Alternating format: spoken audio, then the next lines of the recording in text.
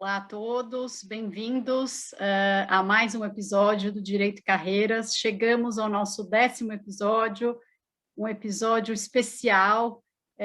Escolhemos o nosso convidado a dedo. O nosso convidado é um convidado que pode ser chamado de uma unanimidade. Nós fizemos uma enquete para saber, nesse episódio especial, quem seria o entrevistado, e nessa unanimidade apareceu o nome do professor Ricardo Maria de Oliveira uma série de vezes. Não à toa, ele é reconhecido, ele é uma unanimidade em matéria tributária, especialmente na área do imposto de renda, chamado de o Papa do imposto de renda por muitas e muitas pessoas. É uma verdade, é o Papa mesmo do imposto de renda. Mas o que é interessante é que, mais do que o Papa do imposto de renda, e aqui eu vou fazer uma confidência de quem trabalha ao lado dele há mais de 15 anos, o professor Ricardo milita em todas as áreas, e não só no direito tributário. Na semana passada mesmo, eu discutia com ele tema de contratos, temas sucessórios, e ele disse, mas nós vamos redigir esse contrato. Eu disse, mas será que nós vamos redigir esse contrato? É claro, isso aqui é muito simples. É claro que é muito simples. Ele é o Papa do imposto de renda e Papa em muitas outras coisas mais. Então, estamos muito felizes, honrados em receber você. Vou chamar você de você, que é como eu me refiro a você todos os dias, de receber essa pessoa ilustre, essa pessoa generosa, essa pessoa competente, essa pessoa humilde, que, tendo todos esses atributos, ainda mantém a humildade, o que todo mundo vê, nem precisaria falar, todo mundo vê todas as quintas-feiras nas mesas do IBDT. Hoje em dia ficou muito mais fácil o acesso às mesas, então o público que não tinha tanto acesso a você conseguiu conhecer melhor essa figura. Que privilégio de todas essas pessoas e que privilégio de todos nós, então, de estar cada vez mais perto de você, Ricardo Maria de Oliveira. Ricardo, bem-vindo, e nos conte um pouco, nesse início do nosso bate-papo, como foi o início da sua trajetória profissional, por que o direito, por que a faculdade de Direito, como foi esse ingresso, por que o direito tributário, por que uma especialização em direito civil? Nos conte um pouquinho sobre isso, por favor. Fabiana, obrigado pela apresentação. Eu vou começar, ao invés de dar boa noite, dando uma bênção para vocês, uma bênção papal, tá certo? E também também uma e também uma bênção assim com indulgência plenária. Pronto, vocês vão todos para o céu. Bom, eu estou muito feliz de estar com vocês todos aí, Fabiana, Diego, Leonardo, Diogo, todos que estão aqui nos assistindo. E eu vou contar então esse começo da minha vida. No meu tempo, sabe, estou falando dos anos 50, primeira metade dos anos 50 do século passado, os meninos que estavam terminando o ginásio, na época do ginásio, eles tinham que fazer uma escolha entre científico e clássico, né? E o científico era para ciências exatas, engenharia, medicina, e o direito, filosofia, alguma outra coisa era o clássico. Naquele tempo, inclusive, as carreiras privilegiadas e que todo mundo queria fazer era medicina, engenharia, direito, odontologia, que era a visão de todos nós. E eu estava destinado a ir para o científico, porque meu pai era um engenheiro, foi um engenheiro fracassado, no sentido de que ele fez politécnica até metade do curso, depois, por razões de política universitária, se envolveu na política e saiu da Poli e não acabou não se formando, mas ele queria que eu fosse engenheiro. E eu não tinha muita vontade, porque não me dava bem com as ciências exatas. Fiquei em segunda época de matemática, no último ano do ginásio, e arrumaram uma professora particular nas férias. Durante 3 meses eu fiquei aprendendo matemática. Ela falou para o meu pai: esse menino é muito bom em matemática, ele tem que ser engenheiro. Foi a empurradinha que eu recebi para ir para o científico. Olha, pessoal, quando foi no mês de agosto do primeiro ano científico, eu parei de ir na escola, de tanta vergonha que eu tinha, porque eu não estudava, não conseguia me interessar. Falei para meu pai e minha mãe: eu não vou mais na escola. Comecei de novo no clássico, e aí já com a ideia de ser advogado, porque, sei lá, eu tinha um tio que era era do direito do trabalho, mas muito conhecido na época, era um bom advogado, e ele me influenciou assim na escolha. Fui para o clássico e entrei na faculdade de Direito. Bom, aí também não tinha muita escolha de faculdade, sabe? Naquele tempo era PUC, Mackenzie e São Francisco. E, evidentemente, a gente queria entrar na São Francisco. Eu fiz São Francisco, entrei e fiz o curso onde não havia direito tributário. Eu não sou nem graduado, viu, em direito tributário. Eu aprendi direito tributário estudando por mim próprio, eu sou um autodidata. Eu não sou nem graduado em direito tributário. E eu, quando terminei os 5 anos na faculdade, eu já estava trabalhando numa companhia americana, no departamento legal, onde só se fazia direito tributário. E eu já estava muito interessado no direito tributário. Mas, por falta de tributário lá na faculdade, eu fiz o curso de especialização em Direito Civil com o professor Silvio Rodrigues. Foram 2 anos, 2 dissertações. Nós não tínhamos mestrado naquela época. E, terminado essa especialização, o professor Silvio perguntou se eu queria fazer o doutorado. Eu falei: não, eu já estou com a carreira encaminhada no setor privado, não preciso de título. Naquele tempo não se dava muito valor também para pós-graduação, sabe? Então, eu fiquei só com essa especialização em Direito Civil. Diga-se de passagem, as minhas 2 dissertações, embora fossem de Direito Civil, tinham muito de econômico, os 2 assuntos foram muito econômicos. Um deles era a correção monetária nos contratos de multa, isso antes de 1964. Essa era uma grande discussão na doutrina, se cabia ou não cabia correção monetária, cláusula móvel no contrato de multa. Então, eu já estava com uma boca meio torta para o direito tributário. E aí, evidentemente, me formei, continuei na empresa e fiquei no direito tributário. Essa é a história. Por acaso, graças a Deus, eu caí no direito tributário. Direito civil, eu tenho muita atração pelo direito civil. O direito civil mexe com com a nossa vida, né?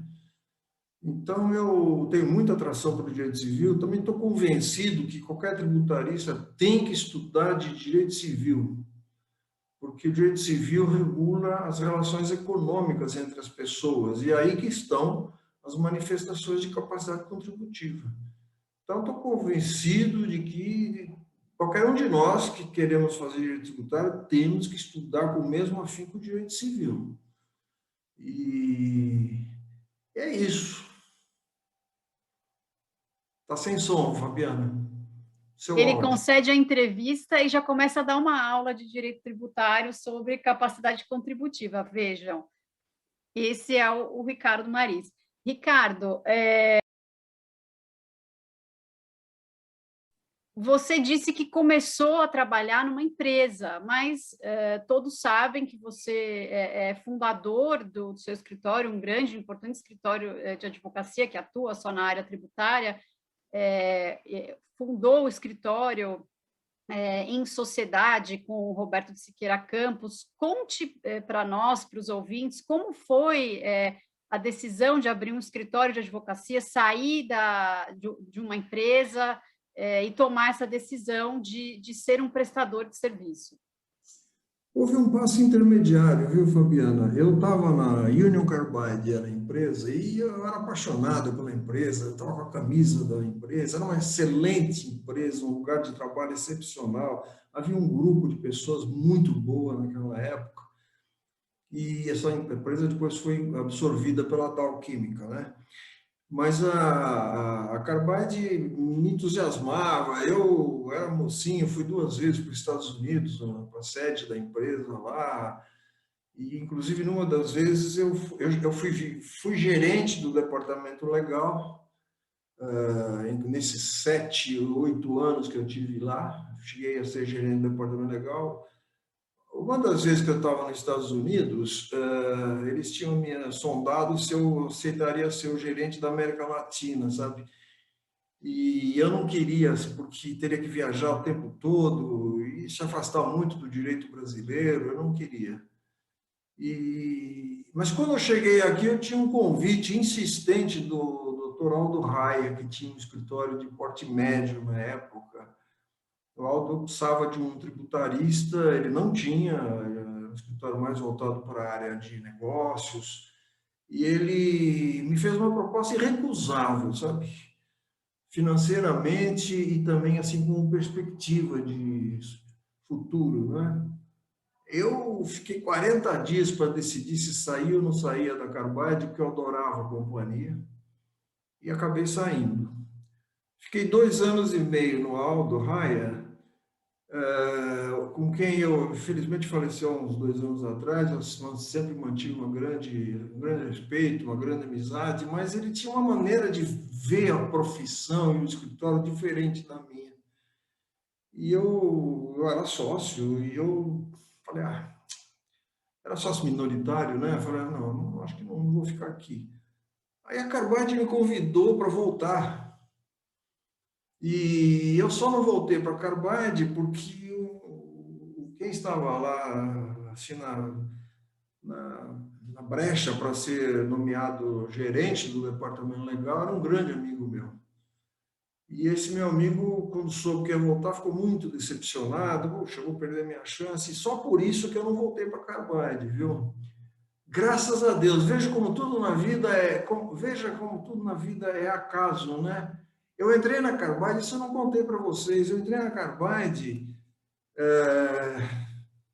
num dia em que, no dia seguinte, eu iria começar a trabalhar como datilógrafo no Banco Mercantil de São Paulo, porque eu precisava ajudar em casa e precisava de um emprego. Eu estava num escritório de advocacia de clínica geral, de um primo meu, que nem me pagava nem a condução, e eu precisava ajudar em casa e arrumei esse emprego lá no Banco Mercantil. Na véspera de eu começar, minha carteira já estava lá no banco para registrar. O gerente do legal da Carbide, que era um conhecido do meu pai, foi lá em casa e falou assim: olha, eu queria que o Ricardo fosse trabalhar lá e manda ele aparecer amanhã de manhã. Então, olha que sorte, né? Saí de datilógrafo para estagiário, né? E ainda por cima no direito tributário. Então, um monte de surpresa. E aí, Então, quando o direito eu saí tributário que do. te escolheu, né? Quando eu decidi não voltar para Carbide por causa do meu amigo, eu falei, já tinha falado para o Raia que eu ia sair, falei, e agora? Tal? Eu não queria, o Raia falou, não, fica, não tem problema, mas eu já não queria ficar mesmo. Aí eu fiquei procurando o que fazer, e um outro amigão meu, doutor Dúlio Fabricatori, que tinha um escritorinho pequeno atrás da Faculdade de Direito, ele falou, meu escritório você pode dividir comigo lá, você não precisa nem pagar as despesas, era só 2 salinhas. E eu achei tão legal aquele convite do Dúlio, e diga-se de passagem, ele só fazia direito civil, então não tinha nada com tributário. Aí eu aluguei uma sala grudada no Dúlio e nós ficamos juntos ali uns 3, 4 anos. Depois disso, comecei a crescer, sabe? Eu tinha já alguns clientes, quando eu fui lá abrir meu escritório, eu tinha alguns clientes que eram meus, não eram do Raia. Isso achei isso muito importante. Nunca peguei clientes do Raia, mas eram clientes que estavam no escritório por minha causa. Aí eu comecei com esse um núcleozinho pequeno de clientes, com o escritório, E passou uns 3, 4 anos, aí começou a crescer, não dava mais, aí eu convidei o Roberto Siqueira Campos. O Roberto tinha sido estagiário lá no Aldo Raia, conheci lá no Aldo Raia, e ele foi trabalhar comigo. Aí que eu mudei para lá, para a Avenida São Luís, e aí o escritório deslanchou. Tudo assim, meio por acaso, viu? Nada projetado. O Ricardo, eu vou pegar o gancho aqui num ponto interessante que você comentou sobre esses primeiros clientes, né? É um ponto interessante porque vários entrevistados contaram um pouco da experiência de como foi essa primeira conquista, como que lidava, né, com tentativa de venda comercial, né, de conseguir algum contato.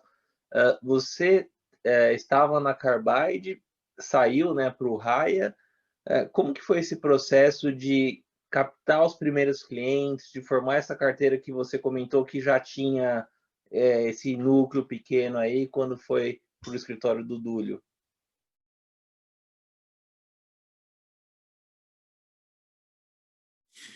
Ô, Diego, essa é uma coisa que eu quero. Foi muito bom você perguntar, sabe? Eu quero falar isso para todos os jovens que eventualmente estejam nos ouvindo. Eu falo isso no escritório, a Fabiana sabe disso, e eu acho que a Fabiana fala também, o Bruno fala, e a gente tem muito pouco retorno. Eu, quando estava no Aldo Raia, aconteceu da Revista dos Tribunais querer reinstituir uma publicação quinzenal de atualização que eles tinham e tinha parado por falta de um responsável. Chamava RT Informa. Era uma revistinha de umas 50 páginas.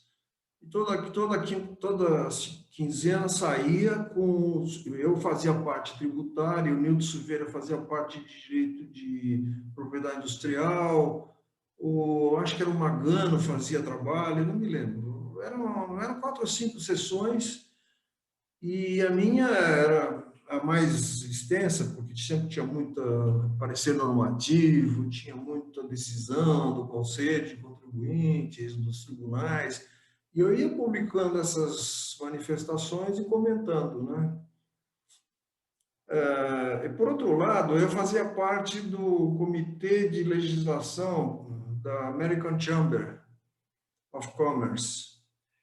E eu fazia parte desse comitê, e aí então tinha um relacionamento, né? Mas principalmente a publicação da RT Informa, que foi outro caso, né? Na verdade, eu não conhecia a família Malheiros, o Aldo Raia que conhecia, o Álvaro Malheiros apareceu no escritório um dia: "O Aldo, você não quer fazer?" O Aldo falou: "Eu não quero, mas quem sabe o Ricardo?" E eu entrei nessa. E você sabe, Diego, eu fiquei impressionado com a repercussão que tinha. Eu escrevi uns artiguinhos. Eram críticos, tinham opinião, sim, claro, mas era coisa muito simples. Um dia eu fui a Brasília conversar lá na Receita Federal com alguém, e vieram 4 pessoas falar comigo. "Puxa, você que é o Ricardo?"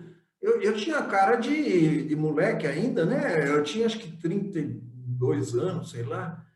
"Você que é o Ricardo, a gente lê tudo que você escreve." Eu fiquei surpreendido como tem penetração tudo que a gente escreve. Eu sempre falo para os rapazes e moças do escritório: escrevam. Não tenham medo de escrever, escrevam, porque é assim que você se torna conhecido. Vão na mesa, não fica só ouvindo, levanta a mão, participa. Vai em congresso, participa. E foi assim que, ou pela American Chamber, por essas publicações da RT Informa, que começou a aparecer gente que me conhecia, e também gente do relacionamento, né? Você vai falando com o outro no trabalho, no outro, você sabe como é que é, e um referencia o outro.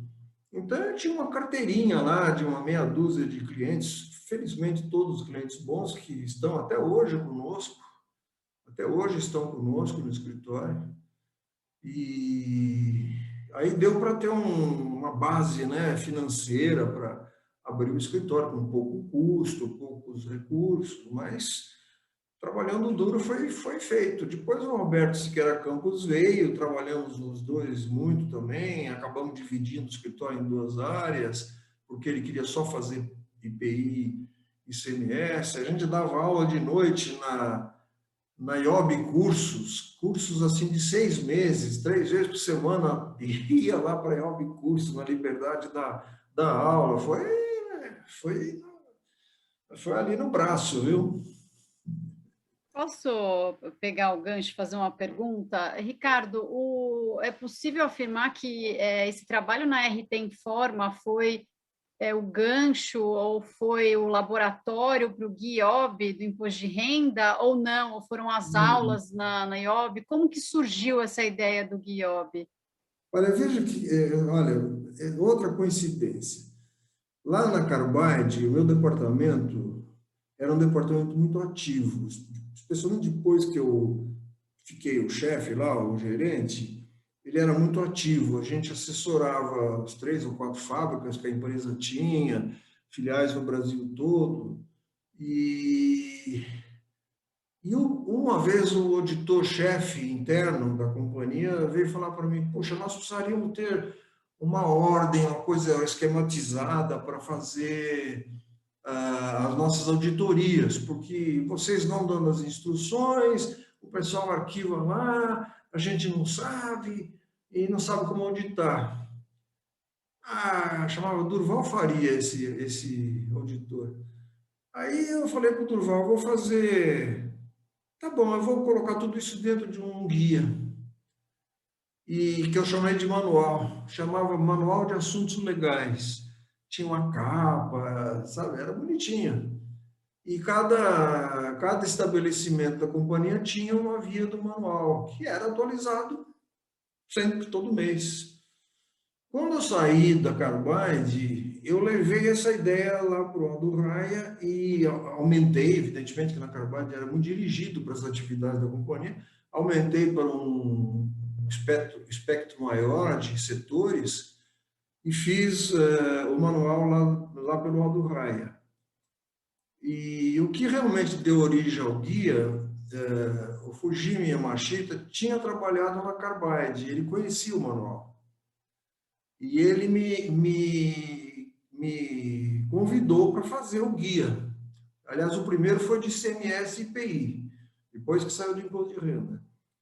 O de ICMS e IPI era basicamente o manual que eu tinha construído no Aldo Raia. Demos uma mexida e tal, mas era basicamente aquilo. E o Imposto de Renda, por incrível que possa parecer, ele nasceu de umas... Eu não chamava de apostila, eu chamava de pró-memória para os alunos do curso de Imposto de Renda de pessoas jurídicas. Então, eu peguei aqueles pró-memórias, que eram pró-memória mesmo, né? Eram bullet points, né? Eu fui abrindo, escrevendo, e saiu o guia do Imposto de Renda, que existiu durante 30 anos, né? Falando assim parece até simples, né? Dá vontade de escrever. Eu fui escrevendo, virou um guia, né? Mas eu vou pedir para o editor depois colocar aqui o que era o guia do IOB, porque hoje em dia talvez os mais jovens não conheçam, mas quando eu comecei a estagiar, eu tinha atualização do fichário, era já bonito, assim, moderno, mas chegavam os fascículos, né? Acho que chamava assim, periodicamente, acho que quinzenal.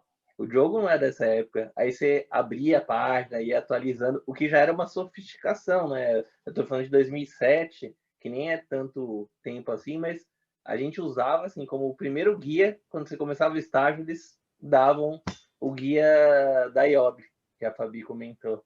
Então era muito legal usar esse fascículo e tal. Eu aproveito para perguntar uma coisa que também é um assunto recorrente.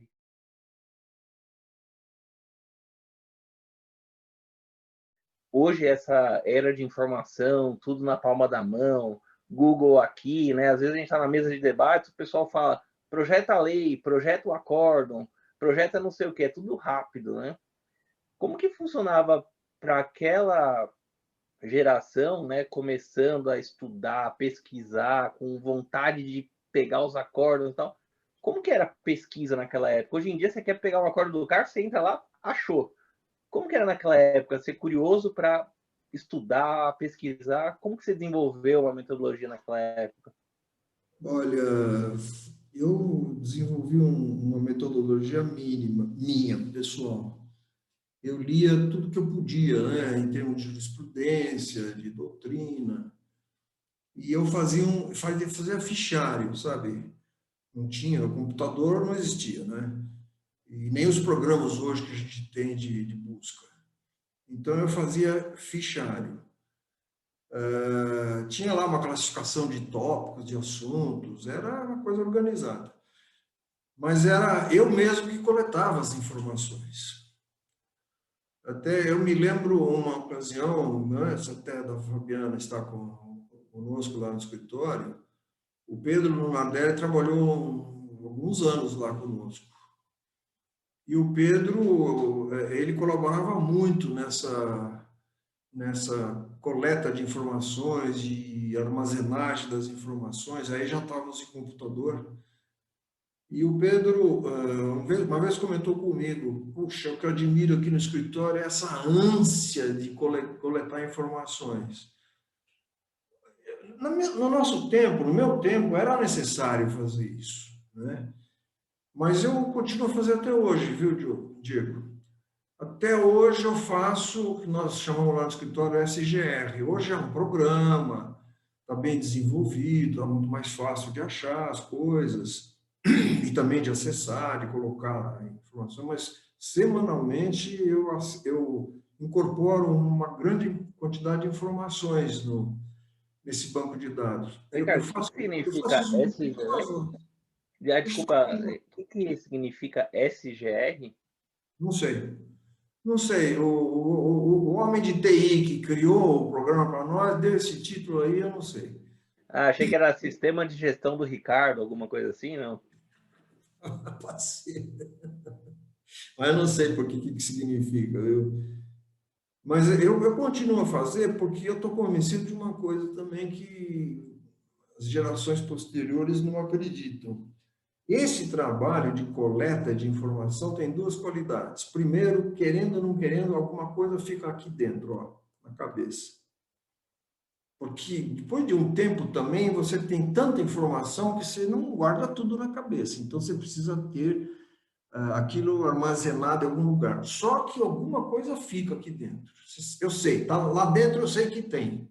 Às vezes eu não sei bem o que é, mas eu sei que tem. E a segunda qualidade de fazer esse trabalho é que você seleciona o que você quer colocar. Não me interessa se a decisão foi sobre decadência.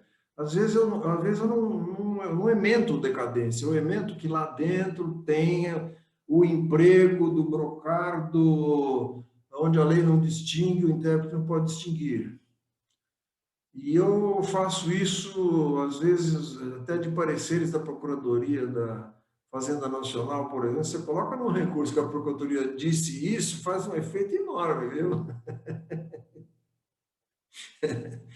Então, tem essas vantagens. Dá trabalho? Dá, mas não é um trabalho assim insano, sabe? Acabou de ler? 1 minuto para fazer, 2 minutos para fazer uma ementazinha. Não é muito, não. Infelizmente, as pessoas estão habituadas a recorrer às ferramentas que hoje a internet propicia e não fazem. Lá no escritório, hoje em dia, pouca gente faz, né, Fabiana?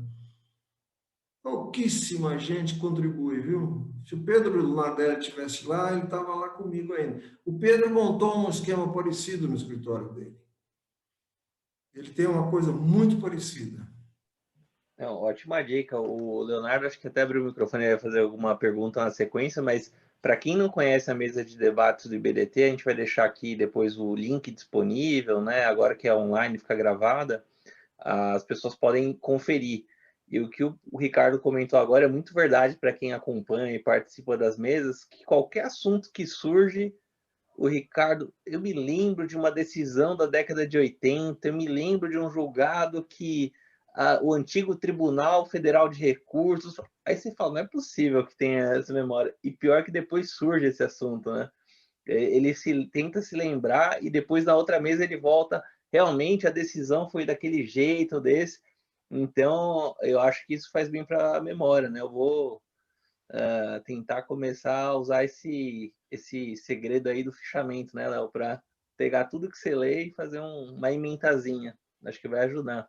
Não, é muito interessante conhecer parte da sua metodologia de trabalho, doutor Ricardo, e eu quero dizer que esse programa que a gente está fazendo aqui, ele acaba servindo como uma palavra de incentivo, um norte, né, para muitos jovens que estão começando a carreira jurídica, mas também como um registro histórico importante. E o senhor é um ator, é um protagonista do direito tributário e é também uma testemunha do próprio desenvolvimento dessa área como ciência, né? Então, eu gostaria de saber um pouquinho mais sobre dois momentos específicos do início da carreira do senhor, do convívio que o senhor teve com dois nomes maiúsculos, assim como o senhor.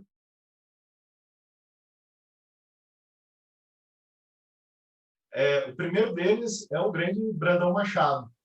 O senhor teve uma experiência que hoje também se perdeu entre as pessoas, que é a epistolografia, a troca de cartas com ele. Então, pelo que eu soube, né, pelo que a nossa produção aqui apurou, o senhor travou um debate com ele sobre responsabilidade tributária no imposto de renda retido na fonte, né? E esse material, ele parece que, infelizmente, ele se perdeu, e seria um registro interessante ter o seu testemunho, né? E um segundo momento que eu também gostaria de explorar, ele tem a ver com o próprio início do antigo Conselho de Contribuintes, o início da sua carreira nele. Então, parece que o senhor frequentava o Conselho com uma certa assiduidade e, em um determinado momento, teve um encontro com outro grande nome, que é o Alfredo Augusto Becker, né? Que é um gigante, um clássico, né? Na época, eu não sei se vocês dois já eram clássicos, mas eu queria ouvir um pouquinho como é que foi esse encontro, como é que isso sucedeu e o que veio a partir daí. Olha, com relação ao Brandão, esse é um fato pitoresco também. Quando eu soltei o meu primeiro Fundamentos, em 1976, o professor Rui Barbosa Nogueira, que eu não conhecia pessoalmente, eu não fui nem aluno dele, né? Ele começou a dar aula na faculdade depois que eu saí. O professor me ligou e falou: não, você tem que se associar no IBDT. Eu, falar a verdade, nem sabia que existia IBDT. Aí ele me explicou que era uma mesa de debates. Eu falei: bom, não posso, imagina, o professor Barbosa. Eu falei: não posso deixar de, pelo menos por gentileza, de comparecer, né? Eu falei: acho que eu vou lá uma vez ou duas e depois já fiz a gentileza para o professor.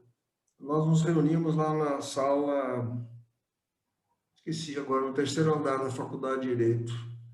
Uma salinha pequena. Hã? A Steidel. Exatamente, exatamente. Lá no fundo do corredor, no terceiro andar.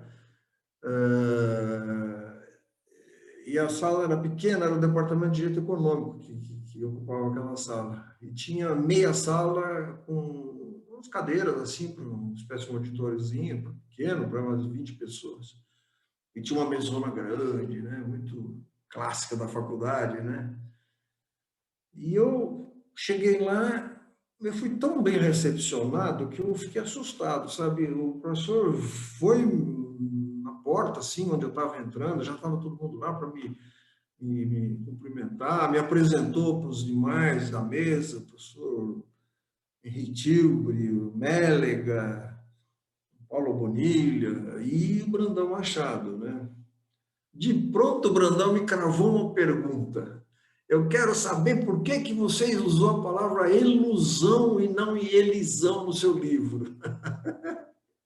E já queria começar um debate comigo, viu?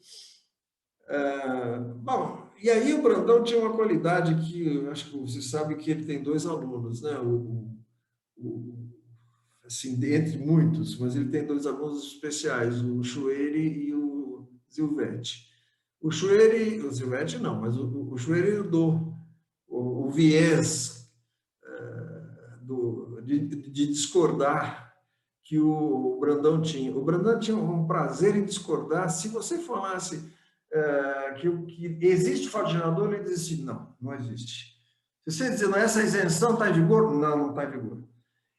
Era uma provocação atrás da outra. E eu era a vítima preferida dele, porque eu também gostava de, não de discordar, mas, enfim, discutia, né? Estava lá para isso.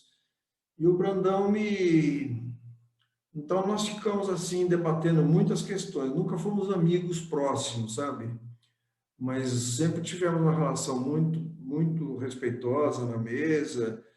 E, às vezes, trocávamos ideias por telefone. Em uma ocasião, isso é meio folclórico, sabe? Mas não sei quem que espalhou isso, mas uma ocasião nós discutimos se a fonte pagadora era sujeito passivo ou era um agente de arrecadação.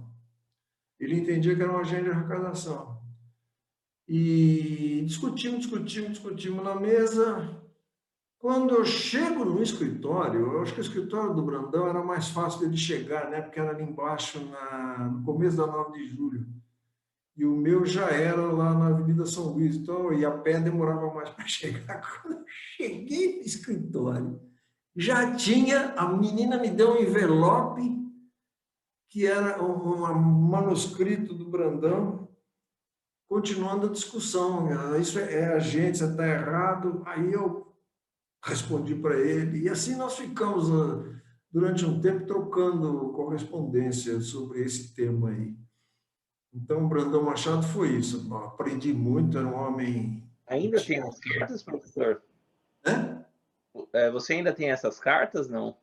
Pois é, como isso aí virou meio folclórico, outro dia eu procurei, mas não achei, sabe? Essas cartas não achei. Acho que elas não estavam devidamente arquivadas numa ordem determinada. Então, eu perdi. Outro assunto que foi tratado foi... do Conselho. Obviamente, quem faz direito tributário para o Seminário Federal acaba no Conselho de Contribuintes, né? E eu fui para o Conselho, ainda era em Brasília, não, era no Rio de Janeiro ainda, naquele prédio grande do Ministério da Fazenda. Fui fazer uma defesa lá de imposto de consumo. Eu estava na faculdade ainda, era o último ano de faculdade. E eu fui muito bem recepcionado pelo presidente da Câmara. Não, um estudante de Direito, acho que é a primeira vez, eu nunca ouvi falar. Então, me tratou assim, eu estava nervoso, claro, né? Tinha 26 anos, acho. Não, tinha menos, tinha 24 anos. Aí ele falou, não, senta aqui com a gente na mesa, tal, me deixou muito à vontade. E quando o Conselho mudou para Brasília, lá pelos anos 70, né, meados dos anos 70, eu fui junto com o Conselho para lá, né?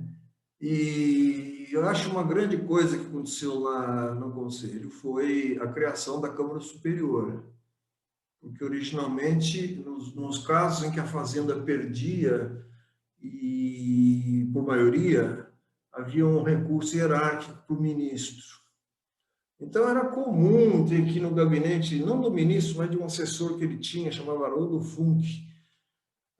Um sujeito muito legal também, muito boa pessoa, culto. Discuti com ele lá, para não deferir os recursos hierárquicos da Fazenda, da Procuradoria. Quando criaram a Câmara Superior, foi eliminado esse recurso, foi um grande avanço no processo administrativo. E um grande presidente que o Conselho tinha na época era o Amador Autorello Fernandes, que eu já conhecia do tempo que ele estava na CST, hoje COSIT, né? Então, já de muita discussão com o Amador também, assuntos de parecer normativo, disso, daquilo. Quando ele foi presidente, foi uma época maravilhosa. O Conselho tinha uma qualidade, sabe? O Amador era um cara que lia todos os acordos antes de saírem, para evitar erros profundos. Ele era um trator para trabalhar. Me dizem que ele lia tudo, né? Não sei, mas me falam isso, muitas pessoas falavam. E eu assisti algumas coisas, ele sim, intervia acordo que era redigido por outra pessoa, falar de acordo de outra Câmara, ele estava em todas. Então, eu fiquei muito ligado ao conselho, sim, fiquei muito ligado ao conselho. Naquele tempo, eu era o único, praticamente, tirando aquele colega do Rio, como é que ele chama, meu Deus? Daqui a pouco eu lembro o nome dele. Quase ninguém fazia sustentação oral, sabe? Ninguém fazia sustentação oral. E eu ia fazer a sustentação oral. Aí vem o professor Alfredo Augusto Becker. Teve um dia que eu estava na antessala lá, esperando ser chamado. As pessoas não ficavam dentro da sala, só no momento da sustentação que entrava. Aí entra um homem assim, pequeno, ele não tinha estatura grande, não, uma moça, cabelo já bem branco, e ele sentou do meu lado, muito gentil, um dia, tal, não sei o que. Aí ele falou assim para mim, é a minha primeira vez aqui no conselho, eu estou muito nervoso, você tem experiência aqui? Aí eu olhei para aquele baixinho e falei assim, fica tranquilo, aqui o pessoal é muito legal, você vai ver, não tem problema nenhum. Você vai ver como você vai gostar, tal. Não, mas como é? Deu uma aula para ele. E aí vem o Bedel lá de dentro, o secretário, entra, chega e fala assim, doutor Alfredo Augusto Becker, levanta o cara. Eu falei, nossa. Meu Deus do céu. E ele lançou esse livro dele, que foi uma coisa, né? Porque foi em 63, esse livro veio antes do CTN, não tinha doutrina no Brasil, viu? Não tinha, a gente estudava ali, sei lá como. E o livro do Alfredo Gusbeck foi um espetáculo aí. Só para completar a história dele, passa uma meia hora, sai ele de lá, ganhei, parecia um menino.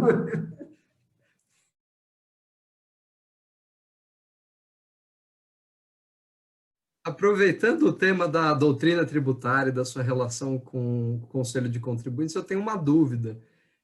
Que você mencionou que era presença constante no Conselho de Contribuintes e mencionou também que começou a ter uma produção bibliográfica, tanto na Revista dos Tribunais como em outros veículos. Aí uma pergunta, você sentiu alguma mudança com o tempo, conforme você publicava e talvez a sua publicação era citada em algum acórdão, a forma como você era tratado no Conselho de Contribuintes, se essa produção acadêmica também contribuiu para que as sustentações orais que você fizesse lá fossem mais ouvidas, que prestassem mais atenção, tivessem maior deferência ao que você estivesse defendendo? A deferência, não. Eu acho que, evidentemente, quando você frequenta um órgão qualquer, mesmo que você não tenha favorecimento, mas você tem mais facilidade, as pessoas te conhecem. O conselho era menor do que hoje, né? Então, dava para conhecer, era muito mais estável também, não mudava, como muda agora, de conselheiro a toda hora. Então, a gente conhecia os conselheiros, tinha acesso aos conselheiros, ia atrás de conselheiro, naquele tempo não tinha esse problema nenhum, levar memorial no escritório deles, em Brasília, no Rio, Porto Alegre, seja onde fosse, né? Então, não tinha assim, eu não acho que tivesse um tratamento diferente por fato de eu escrever. O que eu posso dizer para todos e até recomendar também é a sinceridade, sabe? Você ser sincero com você próprio. Você não querer enganar os outros. Mesmo que você seja advogado, o advogado tem o dever de defender, né? Mas uma vez eu li um autor italiano, acho que é o Carnelucci, ele dizia o seguinte: o advogado pode até mentir, porque é esperado que o outro da parte contrária também minta. O juiz é que tem que saber quem que está mentindo mais ou mentindo menos. Eu pessoalmente não entendo assim. Eu acho que você tem o dever de sustentar, fazer tudo que tem que fazer pelo cliente, mas você não pode deixar de ser sincero com você próprio. Se você não acredita, é melhor não pegar a defesa, não pegar o processo. Eu nunca, até hoje, eu não pego Não pego, nem para dar parecer, posso perder o honorário, perder não o cliente, mas o trabalho, mas eu não pego. E isso tem para mim que isso extravasa, sai de dentro de você, os outros percebem. Especialmente se você está num lugar como o conselho, que as pessoas mais ou menos acabam se conhecendo, né? E naquele tempo mais ainda por ser menor. Então, eu tenho a impressão que o que eu consegui passar lá foi muito mais isso, sabe? Não eu ser um doutrinador, mas um advogado que tinha uma atuação como advogado, de respeito, né? Porque às vezes eu vejo alguns colegas lá se dirigir ao conselheiro, mais no conselho do que nos tribunais, de uma maneira que eu considero inadequada. Você tem que tratar o cara, mesmo que você conheça, tem alguns conselheiros que nós conhecemos, vai estar aí o Leonardo, né? Mas eu trato com. Lá ele não é o companheiro do IBDT, lá ele é o conselheiro Leonardo. Tem que tratar o cargo com respeito ao cargo. E a sua compostura também, a maneira que você defende, o que você fala, você não ser incoerente, um dia você chega lá e fala que isso é, no dia seguinte não é, isso aí destrói a credibilidade das pessoas. Eu sei, com toda humildade, eu reconheço que eu passei a ser uma pessoa lá no CARF que as pessoas acreditam em mim, e isso é um capital que eu tenho, e que eu uso em favor dos meus clientes. Mas a origem é essa, é uma atitude coerente com o seu pensamento, não dançar de acordo com a conveniência do momento, sabe? Isso é fundamental. Aliás, eu já queria aproveitando, melhor dizendo, né, essa conversa sobre o CARF, porque fazia parte aqui das nossas perguntas. Você comentou que trabalhava no departamento legal, né, de uma multinacional, montou seu escritório, e na pergunta do Leonardo, a gente foi para a parte do antigo Conselho de Contribuintes, que hoje é o CARF, que até hoje você é muito presente lá, né? Acho que não teve uma vez, estava comentando com a Fabi em alguma oportunidade, que eu acho que eu tenha ido lá que você não estava, né? Acho, não sei se foi com a Fabi ou com o Bruno que eu comentei isso. Uma primeira pergunta é, você teve alguma inclinação para a área contenciosa mais do que a consultiva, ou você nunca teve uma área de preferência? Assim, você prefere mais dar parecer, uma análise da área consultiva, ou a parte contenciosa, de disputa? Tem alguma coisa que o Ricardo fica mais empolgado? No início da minha carreira, eu não tinha preferência, fazia as duas coisas com igual afinco, igual entusiasmo, sabe? Igual dedicação. Hoje em dia, eu tenho preferência pela consultoria, por pareceres, porque eu me decepciono muito com a qualidade dos tribunais e do próprio CARF. E do TIT também, eu advoguei muito no TIT, no tempo que o TIT tinha professor Barbosa, professor Alcides lá dentro, imagine. Eu passei a perder respeito até, embora eu dedique respeito às pessoas, ao conselho, o TIT eu já não faço mais há muito tempo, e aos tribunais, claro, mas eu perdi o entusiasmo, sabe? Eu faço com o mesmo denodo, porque quando eu tenho que fazer, eu faço porque o profissional tem que se dedicar, mas eu não tenho mais o mesmo interesse. E hoje em dia, você falou que eu estou sempre lá, mas eu diminui muito a minha ida no CARF, a Fabiana, Ramon, Bianco, Bruno, e Paulo e outros colegas estão pegando a maior parte dos processos que caem no escritório. Eu só alguns, assim, que o cliente especificamente quer que eu participe. Então, nesse ponto, eu dou graças a Deus, eu estou conseguindo diminuir a minha presença nos tribunais administrativos e judiciais. porque é lamentável, às vezes você está falando, você sabe que, mesmo que esteja olhando para você e prestando atenção, você está sabendo que o cara não está entendendo, né? É uma coisa horrorosa, viu? Isso mais no judicial, né? Pelo menos presta atenção. Comigo, que eu sou mais novo, às vezes nem isso. O cabelo branco ajuda um pouco nesse ponto. Eu tô ficando com a barba branca, pelo menos um pouco mais de respeito.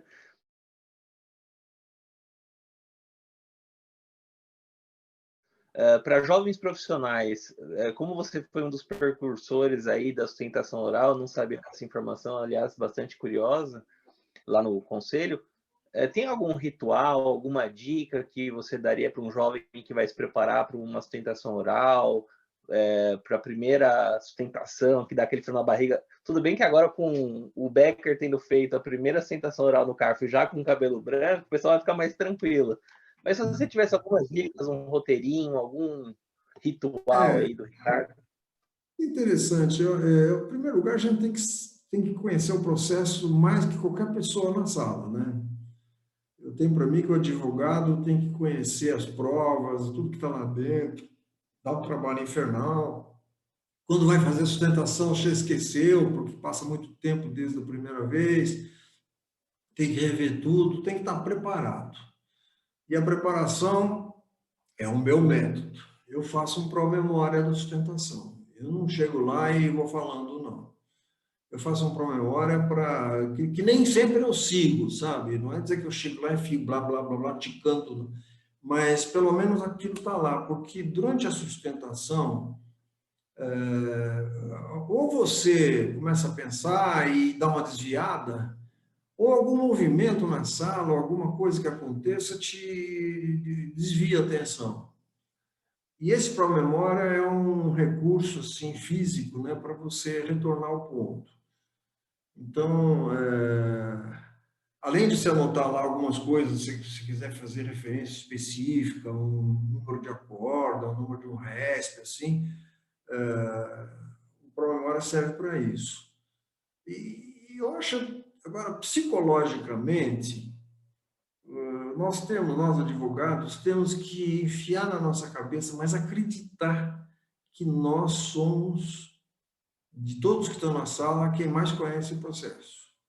Você pode não ser o mais culto, mais inteligente, ou mais qualquer coisa, mas você tem que conhecer o processo a fundo.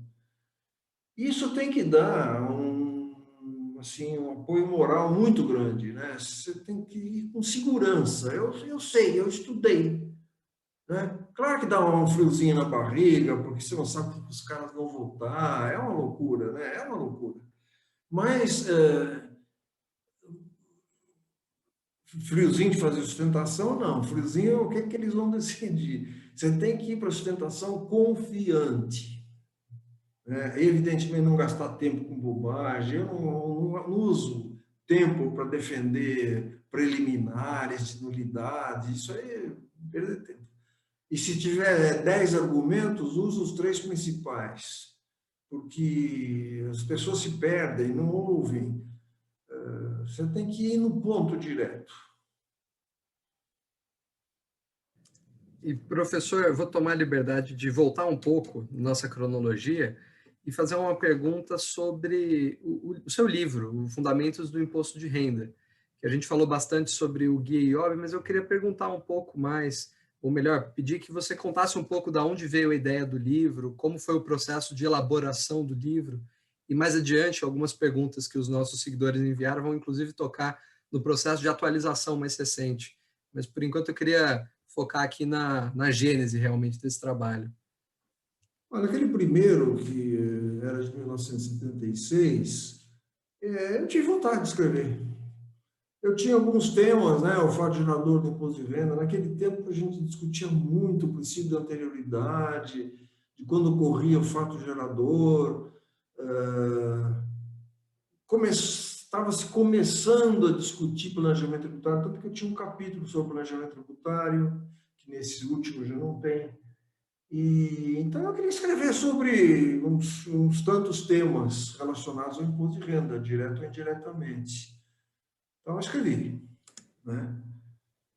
Depois eu estava fazendo uma atualização, na época que não tinha computador também, a atualização era feita, era cola, recorta, mas cola e recorta mesmo, né? Cortava com a tesoura, ia fazendo um papel. Uma vez eu fui conversar com o Teotônio Negrão, que tinha aquele Código de Processo Civil, e estava na época de entregar o código para a editora. Ele me mostrou, era impressionante. Ele tinha um código anterior e cada página tinha assim, uma cauda de folha de papel, uma colada na outra. E eu estava fazendo algo mais ou menos, não com tanta quantidade nem nada, né? Porque o livro era menor, e também não tinha tanta atualização, mas eu estava fazendo. Quando ele estava pronto para mandar para a primeira edição, foi da Revista dos Tribunais. Para mandar lá para a revista, saiu o Decreto-Lei 1598, saiu o Decreto-Lei 1598, que é de 77, né? Aí bagunçou tudo, viu? Bagunçou tudo, eu falei, perdi todo aquele trabalho, falei, vamos deixar amadurecer o Decreto-Lei 1598, que foi uma grande reforma, e aí, quem sabe eu faço no futuro. E isso foi até 2008, né? Quando eu soltei o Fundamentos, que já não era mais o mesmo livro anterior, era completamente diferente, mais volumoso, inclusive.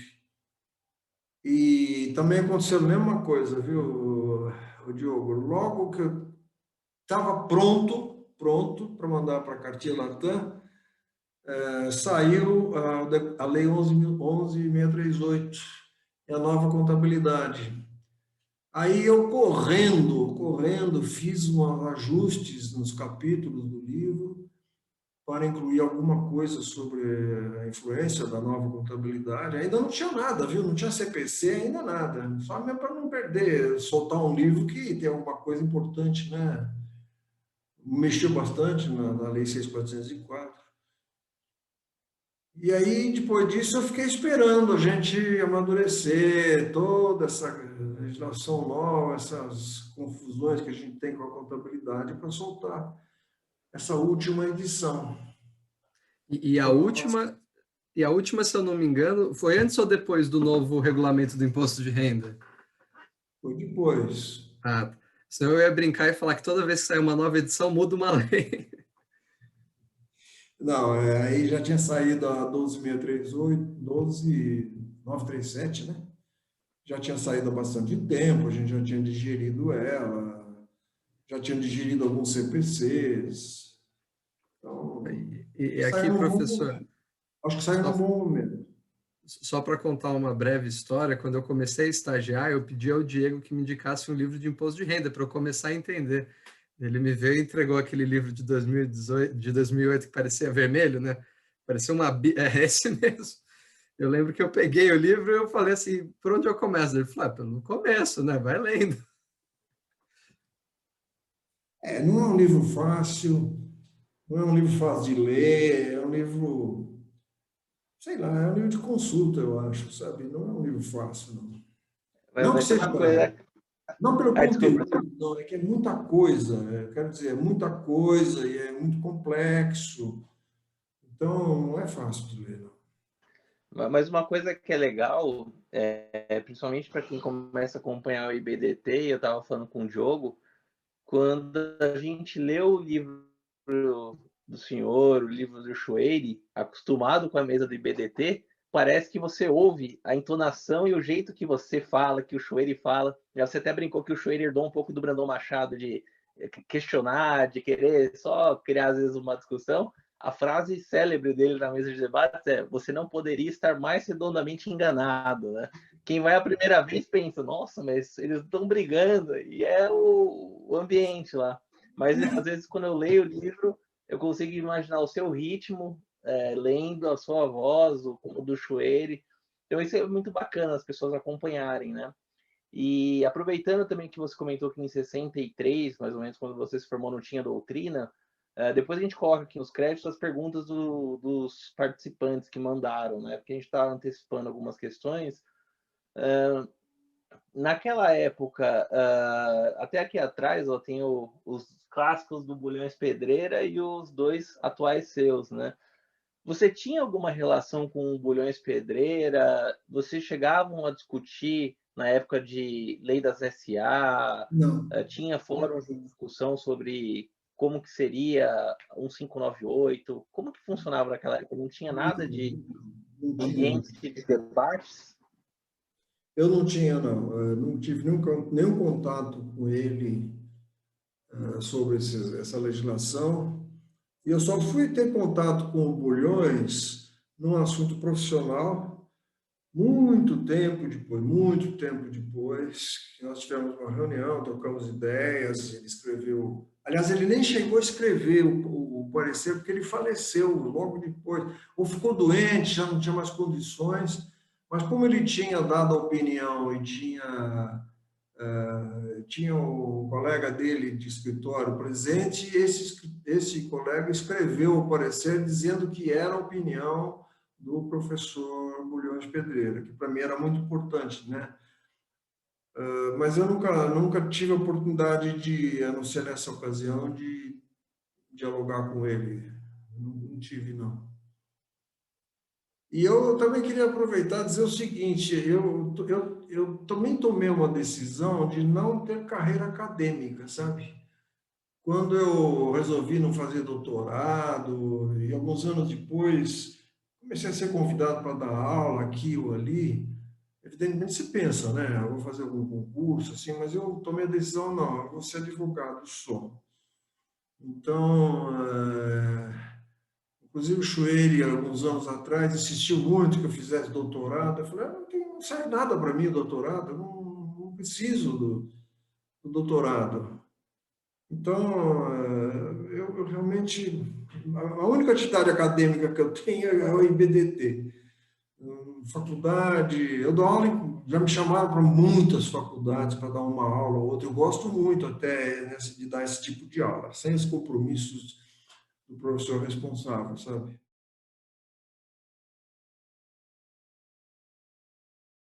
Legal. E tem uma outra pergunta de um participante, né, do Eduardo Borges, que ele pergunta o seguinte, e até é uma pergunta que a gente compartilha da curiosidade, né?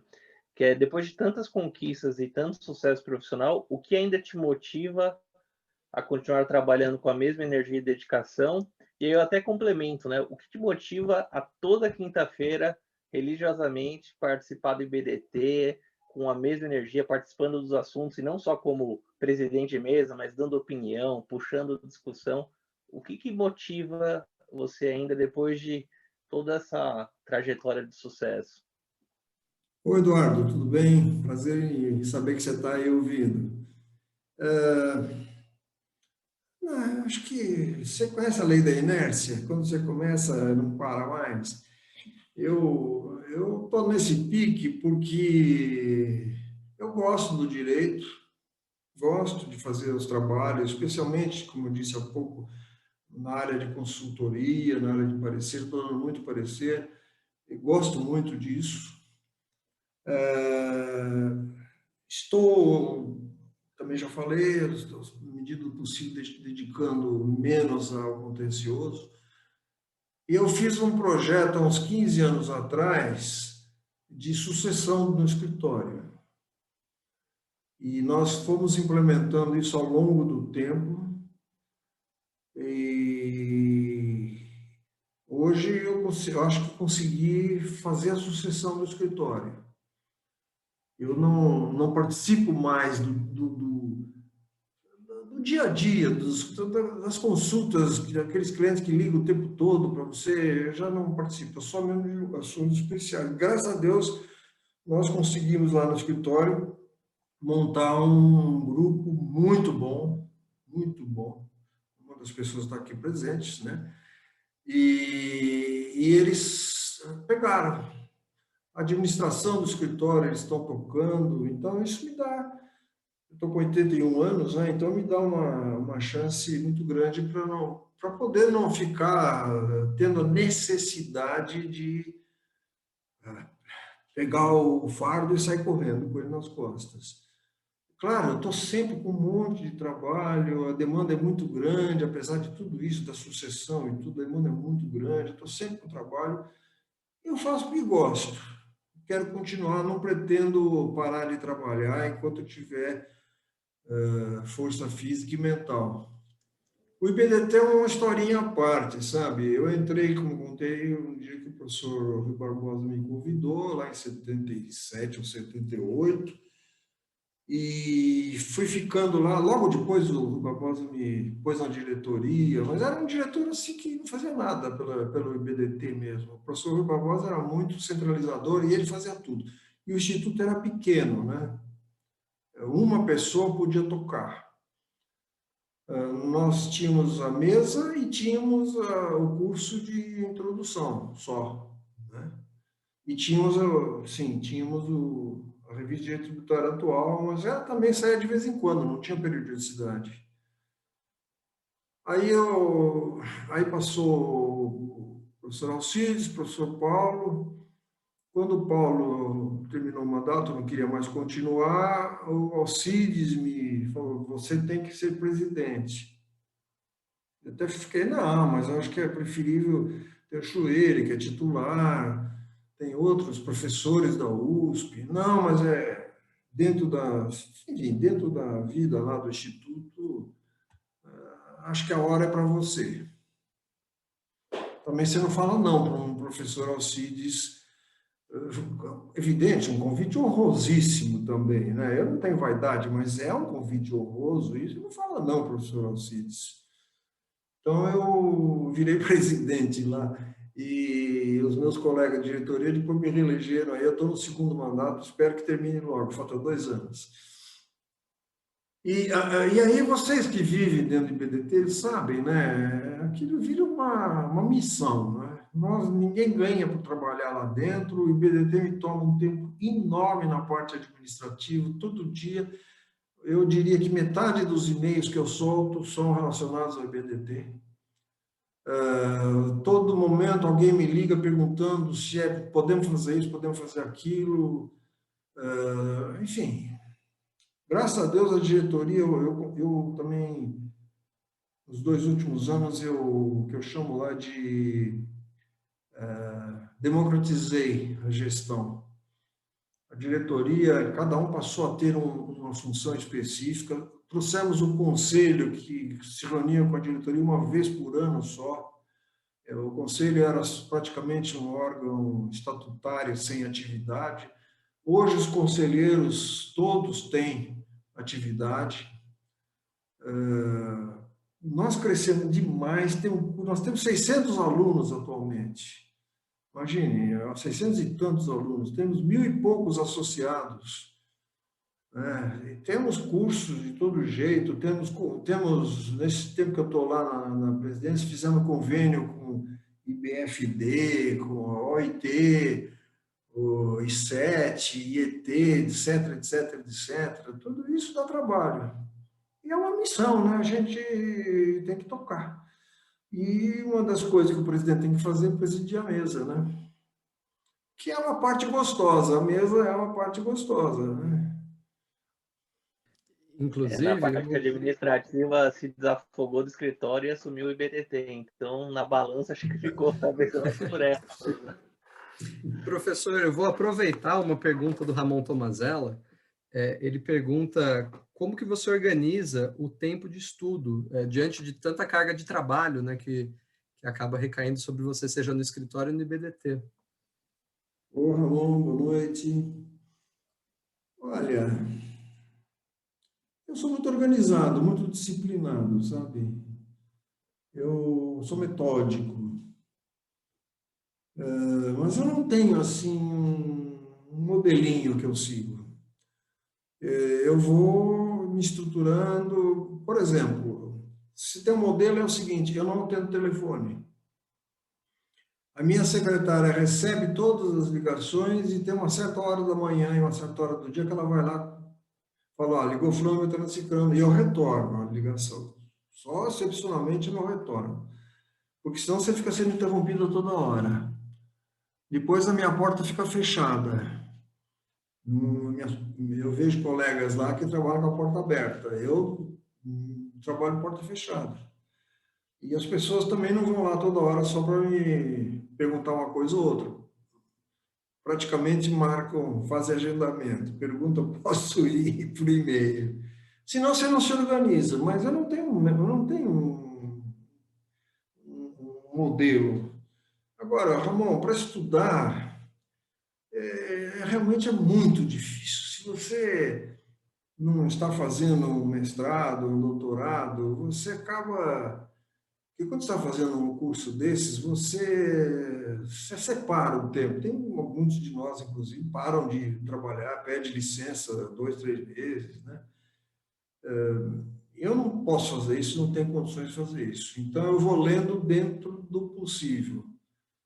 Leio muito doutrina, o tempo da dialética, aquela doutrina rápida, publicada na Dialética. Faço isso com a nossa revista do Direito Tributário Atual.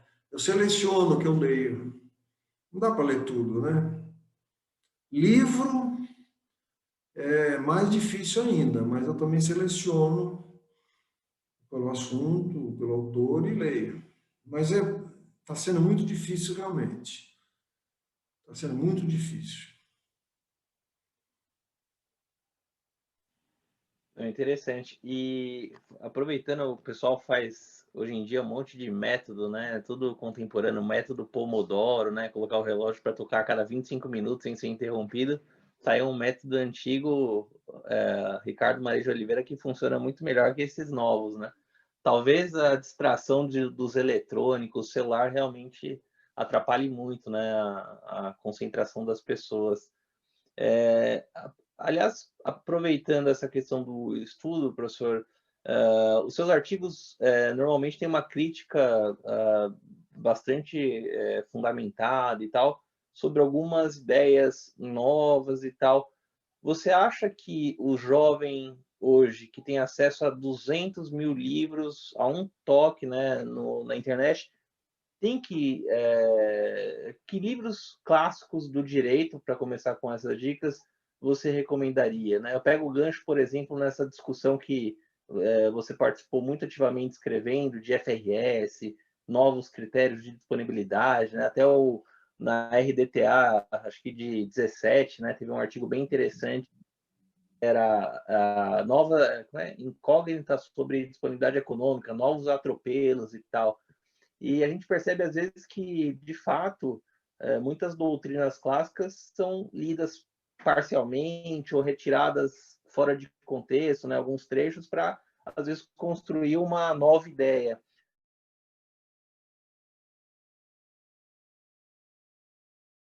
Para aqueles jovens que estão começando o direito tributário, quais livros clássicos obrigatórios você recomendaria? Aqueles imperdíveis para não ficar preso em artigos novos que fazem referência, às vezes, incorretas das obras antigas. Olha, eu acho que hoje um clássico, para dizer que é clássico, é o do Schwery, né? Eu acho que o livro do Schwery, Direito Tributário, é um livro de leitura obrigatória, de estudo obrigatório, né? Eu também penso que tudo que o Humberto Álvares escreve tem que ser lido também. Humberto é uma pessoa fora de série, né? É uma inteligência brilhante, sei lá, uma capacidade de transmissão espetacular. Então, eu acho que o professor Humberto precisa ser lido também. Aí, tudo. O do Schwery condensa as ideias dele, né? Eu não gosto muito de ficar fazendo referência a livro para ser lido, sabe? Eu acho que penso que o do professor, que nem foi professor, né? O Alfredo Augusto Becker, é um livro espetacular, lindo, mas um livro de 63, né? Tem que ser. Quando ele apareceu, eu li ele de ponta a ponta, porque eu tinha o compêndio do Rubens Gomes de Souza, tinha o do Alemar Baleeira, Limitações. Não tinha onde estudar, gente, não tinha onde estudar. Não tinha onde estudar. Tinha o do Amilcar, Araújo Falcão.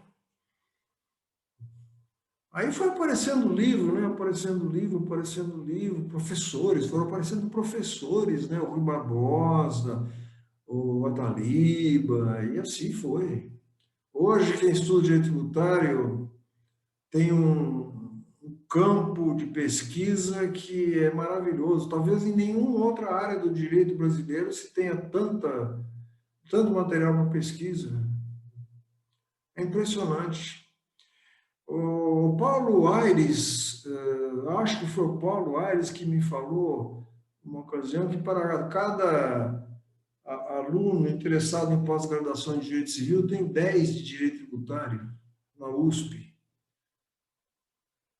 Você imagina, no meu tempo não tinha Direito Tributário nem na graduação.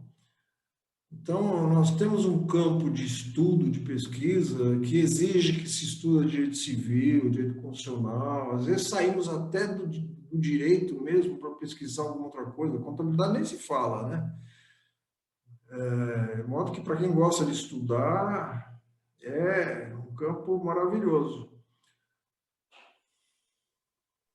Perfeito. Aliás, para essas novas discussões aí de reforma tributária, novas tecnologias, se alguém pensa em se especializar em algum subtema, eu sei que o advogado, em tese, tem que ser completo, inclusive a Fabi abriu aqui falando sobre o direito civil, você também, mas se tivesse algum nicho que, pela sua experiência, você acha que é um campo frutífero para algum jovem profissional, qual você acha que seria contencioso, administrativo, judicial, novas tecnologias? Tem alguma área que internacional, que é um tema que vocês também trabalham bastante, né?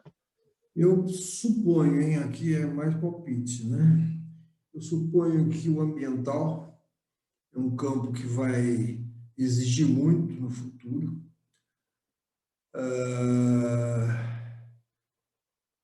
Especialmente o direito ambiental. Eu acho que é um que vai exigir muito no futuro. E a propriedade intelectual, né? Porque hoje a velocidade com que se desenvolvem invenções e a propriedade intelectual, em geral, né? Marcas, patentes, propriedade industrial, que era um campo um pouquinho, assim, vamos chamar burocrático, né? Burocrático, eu tenho a impressão que vai ter um grande desenvolvimento, uma grande exigência também. Maravilha. Agora, para encaminhar para o final e não tomar mais muito tempo aí do senhor, tem um último quadro que a gente tem aqui no programa, que é mais para conhecer os hobbies ou atividades fora do direito do entrevistado. Então, tem algum hobby, leitura, televisão, série, esportes, vinho, alguma coisa que você tenha como uma válvula de escape para o IBDT, para o escritório?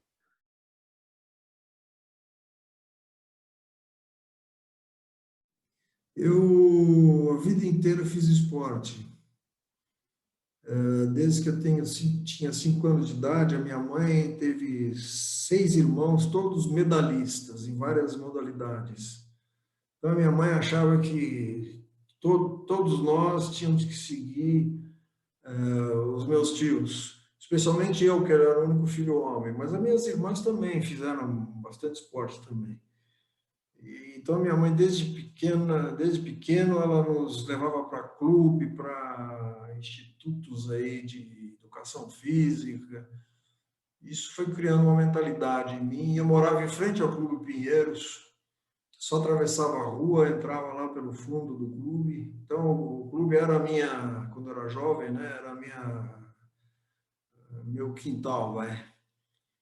E eu sempre joguei basquete. Eu era jogador de basquete. Jogava, nunca quis jogar assim para competir, para ser fazer parte de campeonatos, porque eu sempre gostei de fazer por alegria, assim, por prazer, não por obrigação. E lá no Pinheiros é muito competitivo o clube. E você, se entra em alguma coisa, você fica escravo. Eu não queria isso. Então, eu jogava lá os rachas do clube internos e eu fui um bom encestador de 3 pontos, tinha uma boa pontaria. Era péssimo em jogar futebol, era ruim, horroroso. Todo menino gostava de jogar futebol, também gostava, mas era muito ruim. Na hora de escolher, não era escolhido nunca. Ou então ficava lá na lateral direita, lá atrás. Depois eu fiz também, eu joguei bastante, joguei um pouco de polo aquático também lá no clube, até que entrou nessa de treino, para. Então eu sempre fiz muito esporte, sabe? Eu saí do basquete porque no meu tempo a minha altura era uma altura razoável, não era dos mais altos, mas era uma altura razoável. Hoje eu sou baixinho no basquete, mesmo no Brasil, né? Então, e também a idade, o basquete exige muito, né? Vai e volta, vai e volta. Então, eu substituí por corrida. E passei a ficar verdadeiramente viciado em correr, né? Eu corro e faço isso até hoje. O meu joelho hoje está reclamando corrida. Então, eu tenho que correr em esteira, que é muito chato, ou caminhar, mas é caminho forçado mesmo, bem forçado, sabe? Quase que é corrida. E gosto muito. Não tenho outro hobby, não. Hobby não tenho, não, viu? Gosto de ler, sim. Toda noite eu leio, leio leitura rápida, né? Leituras, romances, esse tipo de coisa. Não pego livro direito, não, de noite. Inclusive, professor... Aí, Ricardo, perdão, pode falar. Eu só ia solicitar que, às vezes, a gente pede para os nossos entrevistados que indiquem algum livro que não seja de direito e que tenha sido uma leitura importante, que você tenha achado interessante nos últimos tempos, que tenha mexido com você, para que a gente sugira aos nossos seguidores como possível leitura. Você sabe, isso não foi falado, não sei se vocês sabem, eu tenho um sentido religioso muito forte também. A minha família, especialmente da minha mãe, é uma família muito religiosa. Inclusive, o primeiro arcebispo de São Paulo era meu tio-avô, irmão do meu avô. Então, nós temos uma formação católica muito forte. Eu, numa certa ocasião, também por acaso, houve uma briga lá na Jovem Pan, que é um cliente nosso, com o Digênio a respeito da TV Jovem Pan, não sei se lembram disso, foi nos anos 90. E aí o Tuta, que é da Jovem Pan, resolveu doar a parte dele na televisão Jovem Pan, porque não queria mais saber da briga. E doou para a Igreja Católica. E aí eu tive uma aproximação com a Rede Vida. E a Rede Vida, ela passou um tempo, porque ela que ficou, no fim não deu certo o negócio do canal, Digênio melou tudo, não deu certo. Brigaram durante mais de 15 anos depois. E a televisão foi para o espaço, né? Mas a Rede Vida acabou me convidando, porque nós tivemos muitas reuniões, acabou me convidando para ser diretor na Rede Vida. Não sei, me convidaram. E eu fui vice-presidente da diretoria executiva da Rede Vida. E o Sr. Monteiro, que era o grande mentor da Rede Vida, ele pedia para eu escrever uns artigos semanais para publicar no jornal deles, o jornal que eles têm lá em Barretos, e sobre o Evangelho do Domingo. Aí eu comecei a escrever esses artigos, esses comentarinhos, e acabei escrevendo um livro sobre Jesus de Nazaré. Chama Jesus de Nazaré, o Pregador do Amor, que eu lancei nesse tempo que eu estava lá na Rede Vida. E aí, esse negócio ficou, sabe? Porque mais gente, você está fazendo, você pode mandar para mim esses comentários. um cliente privilegiado achou ele, que não só pede, como distribui.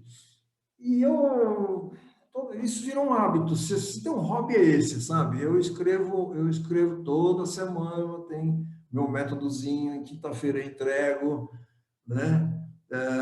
E ele é publicado, hoje ele é publicado lá na Rede Vida, acho que parou de publicar, eu saí de lá há muito tempo. Hoje ele é publicado no site da UJUCASP, que é a União dos Juristas Católicos de São Paulo, fundada pelo Ives Gandra. E eu tenho 200 clientes aproximadamente, que a minha secretária, no mailing desse assunto, aí toda quinta-feira ela solta o comentário que eu faço. Virou um hobby isso, sabe? Eu gosto muito. Sempre tive muita curiosidade sobre a pessoa histórica do Jesus, não do Jesus da crença, que eu também tenho, mas eu gosto muito da história de Jesus. Você perguntou um livro, eu acabei de ler um livro que é Jesus Cristo, uma biografia, do Armand Puig, é um espanhol.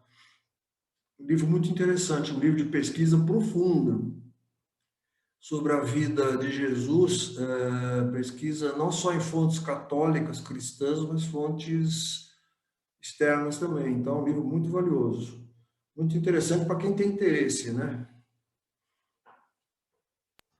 Pô, que legal, vou ficar cliente dessa lista aí, se possível, entrar no mail, vão ter 201 agora, então. Se você quiser, já está na lista, é só se você está brincando, tudo bem, se está falando sério... Não, tô falando sério. A minha família também é super católica e minha avó também faleceu ano passado, sempre foi super católica. Rede Vida era o canal preferido dela, você comentou, mas ela sempre estava lá, a missa dela, quando mais velhinha, assistia pela Rede Vida, mas com certeza. E só para fechar, a falta de aptidão, reza a lenda, né, para o futebol, também foi refletida no seu time de coração, né? É o que dizem, eu não sei exatamente qual é, mas a falta de habilidade para o futebol disseram que levou à escolha de um time que não é dos melhores também, é verdade, Ricardo? Um time Não, que... você sabe que tem muita fake news hoje em dia, né? Não é verdade, não. A minha família era católica, era São Paulina, e evidentemente eu virei São Paulino por influência familiar, né? O meu São Paulo começou com o Leônidas da Silva, então eu estava bem acompanhado, né? Mas eu gosto, fui muito no Morumbi, no Pacaembu, fui muito ao futebol. Tenho uma irmã que é fanática, essa é fanática mesmo, fica doente, de raiva quando perde. Meu cunhado, o marido dela também, muito amigo meu. A gente se divertia muito indo no Morumbi. Depois parei de ir, né? Estádio está perigoso, está chato, flanelinha, isso, aquilo, está tudo muito chato. E, além de tudo, o futebol brasileiro está muito ruim, né? Eu não consigo mais ver, viu? Agora que a gente tem acesso ao futebol da Inglaterra, futebol da Espanha, da Alemanha, não dá para ver futebol brasileiro, nem no São Paulo. Eu começo a ver e não aguento 15 minutos. Mas eu sou São Paulino, sim. E Meu agora, Palmeiras a saiu fake bem. news que não é um time bom, ele é sempre um time bom. É Mas tem uma lei, verdade né, Fabi? que é verdade que não entra nada verde no escritório, porque do mesmo modo que você é fanático pelo São Paulo, você não aceita o Palmeiras, é verdade isso? Você não deixa passar, né, Fabiana? Eu tenho 2 times, pessoal. Tenho 2 times. Um que eu torço a favor e outro que eu torço contra.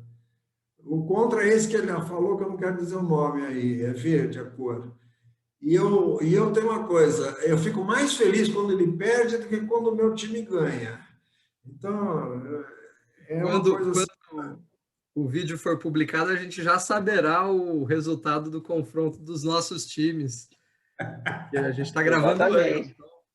E ontem deve ter ficado feliz com o Defensa e Justiça fazendo gol no finalzinho, 4-3, mas quinta-feira tá chegando, né, cara? Eu e o Diogo somos palmeirenses, tá? Só para Deixa eu esclarecer. contar uma coisa para vocês. A Fabiana falou do verde, é uma brincadeira que eu tenho. Verde não. Eu não uso roupa verde. Se vocês de me verem de verde, vocês podem achar que eu já estou ficando lelé da cuca, sabe?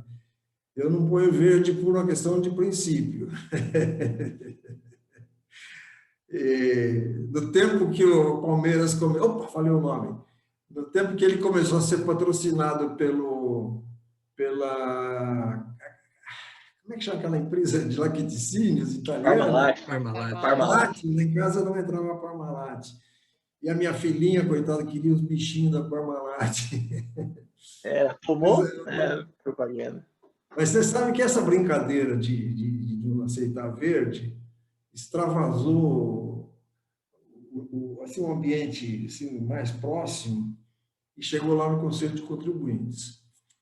E um dia, a doutora Luciana, lá do Pinheiro Neto, estava fazendo uma sustentação oral e ela resolveu mostrar no quadro lá e pegou a caneta verde e começou a fazer lá o desenho que ela estava fazendo. Aí a doutora, a conselheira, né? Super Sandra Faroni. A Sandra Faroni, nossa, se o doutor Ricardo visse isso, ele não ia gostar nada. Quer dar um palpite para o jogo de quinta, Ricardo? Inaugurando um novo quadro, palpites do entrevistado. Jogo de quinta, final do Paulistão. Final do Paulistão? Quem vai jogar? São Paulo e Palmeiras. Não. Palmeiras e São Paulo, né? Porque o melhor colocado fala antes, né? Não, então, isso não é jogo. Por isso que eu perguntei quem, isso não é jogo. Isso aí vai ser sei lá o que é, vai um encontro assim de boleiro, não é jogo. Ó, vou marcar meu palpite aqui, como já tá gravado, 3-1 Palmeiras. Okay. Vamos ver. Fabi, qual é o seu palpite? Ela vai falar São Paulo só. Não, eu quero que os dois percam, assim, pedindo desculpas, mas com sinceridade, a corintiana está sofrendo aqui, que perdeu do Palmeiras. Eu acho que vai ser 3-1. 2-0, vai. Você, Diogo? Acho que eu vou de 2-0 para o Palmeiras. Combinado. Depois a gente descobre quem que ganhou a aposta aqui. Gol do Rony Rústico. 2-0. A gente mudou, a gente não pede mais palpite sobre reforma tributária, agora é sobre futebol. Reforma tributária, eu ouço falar nisso desde 1977, não teve nenhuma de lá para cá. Teve a emenda 7, a emenda 8, depois acabou. A Constituição de 88 não foi uma reforma tributária, né? Incorporou o sistema que nós tínhamos. Essa vai ser difícil sair do papel. Mas, Ricardo, muito obrigado de coração. Eu sempre ouvi repórter dizendo que sente aquela emoção, né, quando vai entrevistar alguém que de quem é fã e tal, e realmente a gente sente um prazer enorme de conversar com você sem ser na mesa de debates, né, que às vezes fica com aquela preocupação de não dar um escorregão técnico e tomar um puxão de orelha da forma delicada e gentil que sempre você dá. Mas foi um prazer enorme conhecer mais ainda a sua história, essa trajetória de sucesso. Tenho certeza que todo mundo tem muito interesse em acompanhar esse vídeo, que sirva de exemplo, né, de inspiração para muitos jovens, né? Diogo, Fabi. Ricardo, muito obrigado pelo tempo, por essa aula, não de direito tributário hoje, mas de vida, né? Foi muito importante. Como um aluno que teve aula com você no primeiro ano da faculdade, numa mesa do IBDT, é assim, muito gratificante ouvir um pouco mais e conhecer um pouco mais sobre a pessoa do Ricardo Maria de Oliveira. Então, muito obrigado.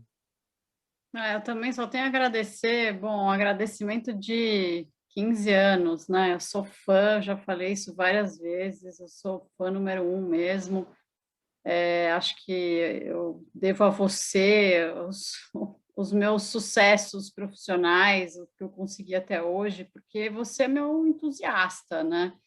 Você está sempre puxando todo mundo que trabalha com você.